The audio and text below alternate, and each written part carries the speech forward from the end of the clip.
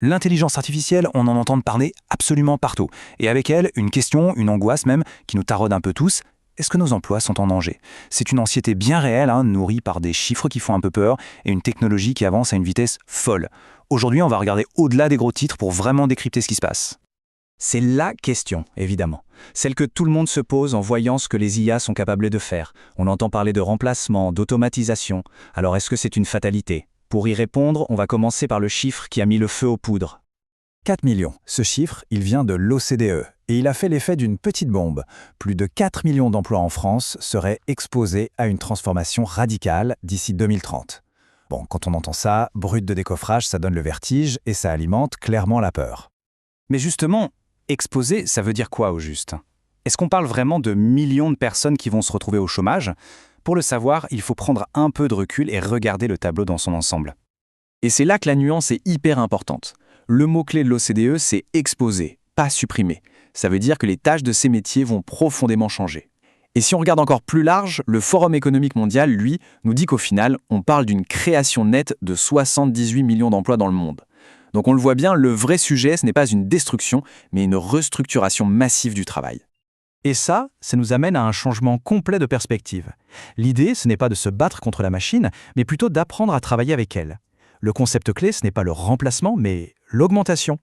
Pensez-y, un peu comme à l'arrivée de l'ordinateur ou d'Internet. Ces outils n'ont pas remplacé les gens, ils ont augmenté leurs capacités, ils les ont rendus plus efficaces.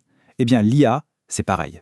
Elle devient une sorte d'assistant surpuissant qui va gérer les tâches répétitives, celles qui prennent du temps, pour nous libérer l'esprit pour ce que l'humain fait de mieux, penser, créer, interagir.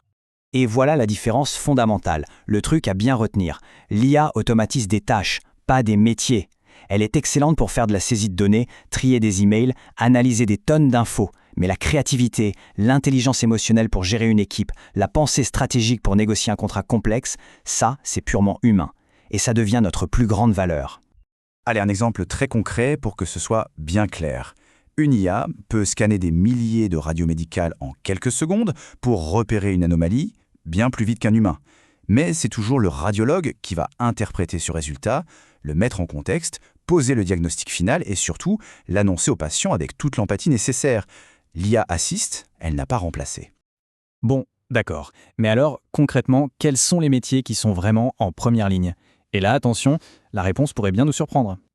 Alors la surprise, contrairement à ce qu'on pourrait penser, ce ne sont pas les métiers manuels qui sont les plus touchés. Ce sont les professions intellectuelles, les fameux cols blancs, qui sont basés sur la gestion d'informations et du langage.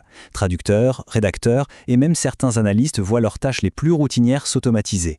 À l'inverse, les métiers qui demandent une présence physique, du soin, une interaction humaine complexe, ils sont beaucoup plus résilients. Pensez aux soignants, aux artisans, aux chirurgiens. Du coup, face à cette nouvelle carte du travail qui se dessine, la question n'est plus si un métier va changer, mais plutôt comment on s'y prépare. Et la clé, en fait, elle se trouve dans deux grandes familles de compétences. D'abord, il y a les compétences techniques, ce qu'on appelle les hard skills. Il ne s'agit pas pour tout le monde de devenir codeur, non. Il s'agit de savoir se servir de l'outil.